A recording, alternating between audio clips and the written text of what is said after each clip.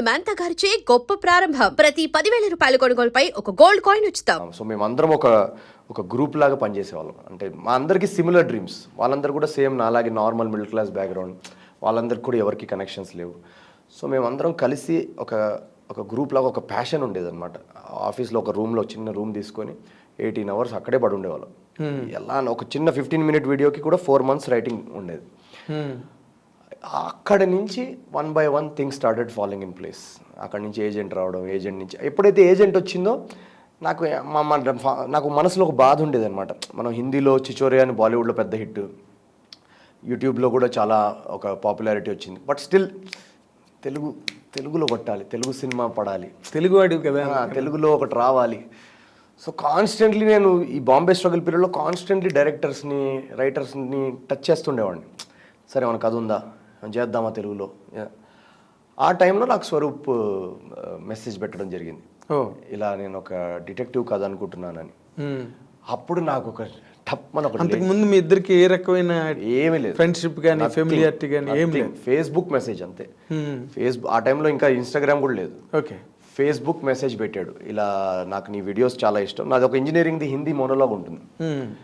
నేను దాంట్లో ఒక యూపీ క్యారెక్టర్ చేశాను అనమాట. ఓకే, మిశ్రా, యావరేజ్ మిశ్రా అని. అది చాలా అంటే అది లింక్డ్ఇన్ అండ్ ఇంటర్నేషనల్లీ వైరల్ అయింది. అది BBC వాళ్ళు కవర్ చేశారు దాన్ని.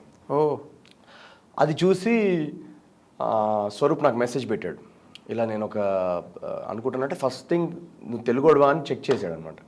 ఎందుకంటే దాంట్లో యూపీ యాక్సెంట్ అంత పర్ఫెక్ట్గా ఉంది, నువ్వు తెలుగు అంటే అఫ్కోర్స్ బ్రదర్ నేను తెలుగు, మనం ఏంటి చెప్పండి అంటే. డిటెక్టివ్ అనగానే నాకు టక్ మోగిపోయింది శాటిలైట్.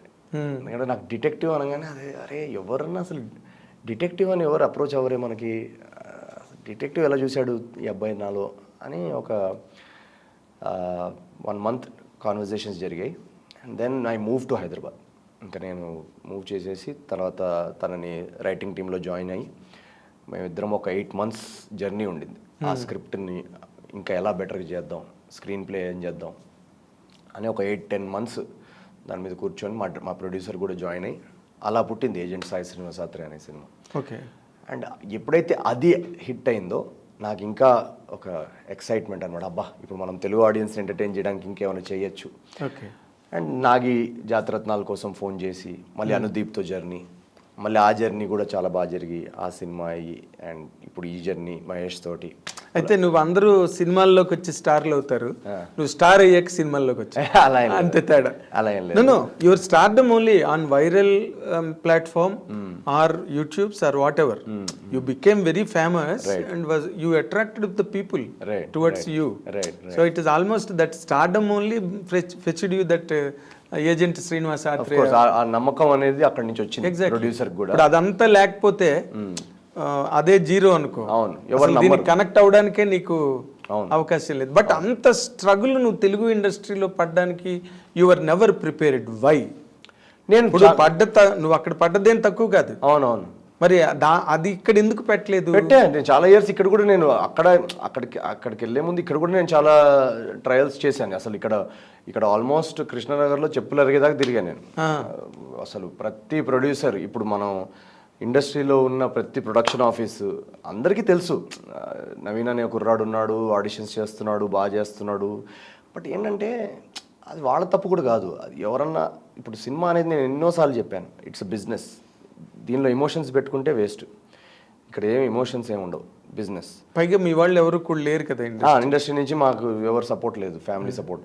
సో నా మీద డబ్బులు పెట్టాలంటే ఆ ప్రొడ్యూసర్కి కాన్ఫిడెన్స్ రావాలి, ఈ అబ్బాయిని పెట్టి నేను లాంచ్ చేస్తే నాకు సినిమా సూపర్ హిట్ అవ్వాలి. At the end of the day producer డబ్బులు రిస్క్లో ఉన్నాయి ఇక్కడ. సో తనకి కాన్ఫిడెన్స్ రావాలంటే వీడు హిట్ కొట్టగలుగుతాడు, నా పెట్టిన దానికి ఒక 3 times అన్న డబ్బులు తిరిగి వస్తాయి అన్నది రావాలి. అది రావాలంటే either somebody has to take a chance, or నువ్వు ఆల్రెడీ ప్రూవ్ చేసుకొని ఉంటే వేరే సినిమాలో ఒకసారి ప్రూవ్ అయింది కదా, ఒకసారి వచ్చింది, ఒక హిట్ పడింది, ఇప్పుడు పెడతానని ఎవరైనా ముందుకు వస్తారు. ప్రెసిడెన్స్ ఉండాలి. ఏ ప్రెసిడెన్స్ లేకుండా ఎవరైనా పెట్టాలంటే రిస్క్ తీసుకోవాలి. ఆ రిస్క్ తీసుకోవడానికి ఇంకా అది ఎవరు ముందుకు రాలేదన్నమాట, ఆ రిస్క్ తీసుకోవడానికి. సో ఇంకా అందుకే ఇలా నాకు చాలా మంది చెప్పేవాళ్ళు, మీరే పెట్టేసేయండి, ₹1 కోటి పెట్టి అని. ₹1,00,00,000 మా దగ్గరే ఉంటే సినిమా యాక్టర్ ఏమన్నా నేను అసలు ఇన్ని ఆడిషన్లు, ఇంత అసలు చెప్పులు అరిగేలాగా తిరగడాలు, ఆ బాంబేలో ఏమంటారు ర్యాట్స్తో ఉన్న రూమ్లలో ఉండడాలు, ఇవన్నీ అవసరమా? మా దగ్గర ఏదో డబ్బులు ఉంటే ₹1,00,00,000 ఏదో అటు ఇటు చేసేసి ఏదో ఒకటి చేసేవాళ్ళం కదా. చిన్న అసలు originally what is your family status and what is normal middle class family అండి. సో నార్మల్ అది చాలా ఇయర్స్ వరకు యాక్చువల్గా మా మదర్ బ్యాంక్లో పనిచేసేవాళ్ళు అనమాట. క్యాషియర్ లాగా బ్యాంక్లో స్టార్ట్ చేశారు తను హైదరాబాద్లో. ఓకే.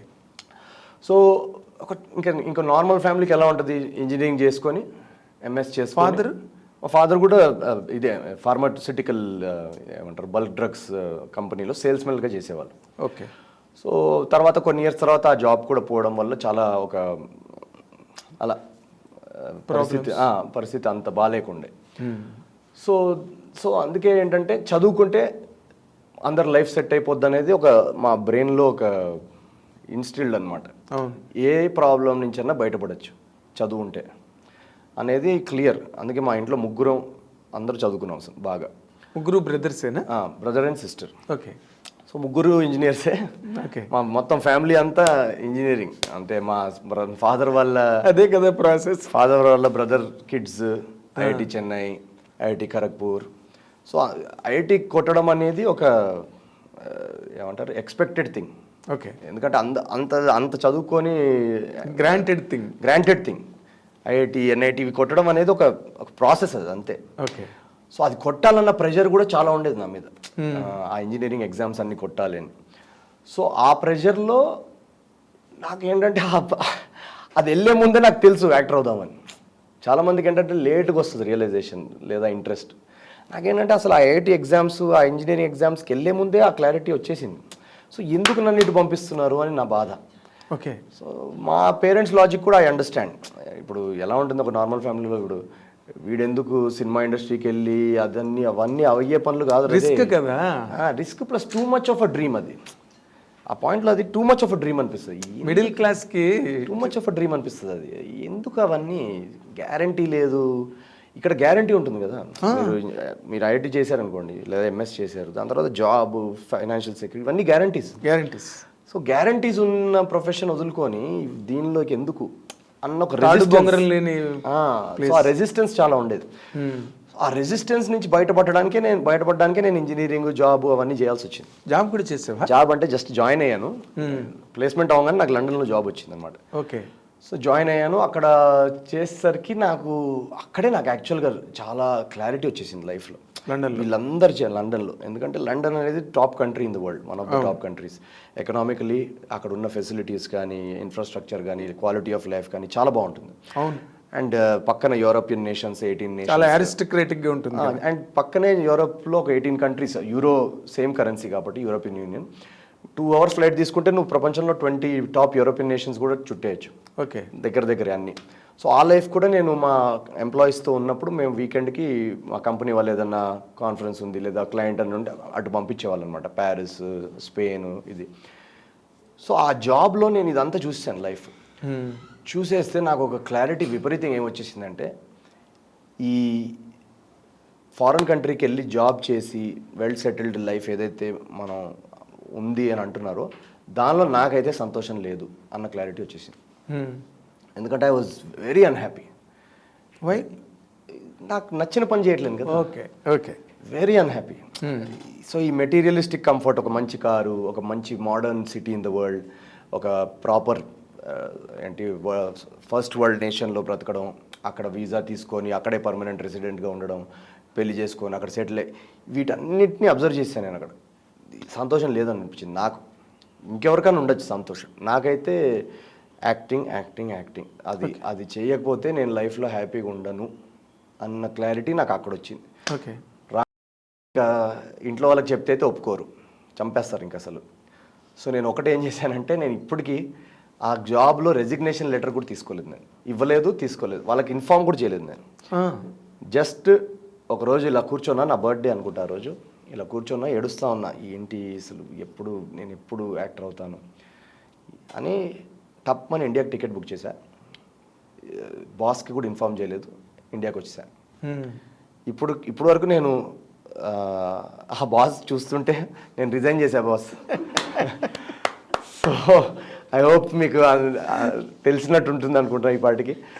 ఎందుకంటే నాకు భయం ఏముంటుందంటే ఇప్పుడు రిజైన్ చేసి ఆ జాబ్ సర్టిఫికేట్ అది తీసుకున్నాం అనుకోండి, మళ్ళీ ఎక్కడో ఇది వర్కౌట్ అవ్వలేదు అనుకోండి, మళ్ళీ తిరిగి జాబ్లోకి వెళ్ళిపోవాలన్న ఒక టెంప్టేషన్ ఉంటుంది. అవును. నాకు ఆ టెంప్టేషన్ వద్దు. ఎలా ఉండాలంటే పాత ఇది వర్కౌట్ అవ్వకపోతే నీ లైఫ్ అవుట్ రా అన్న ఒక భయం ఉండాలి.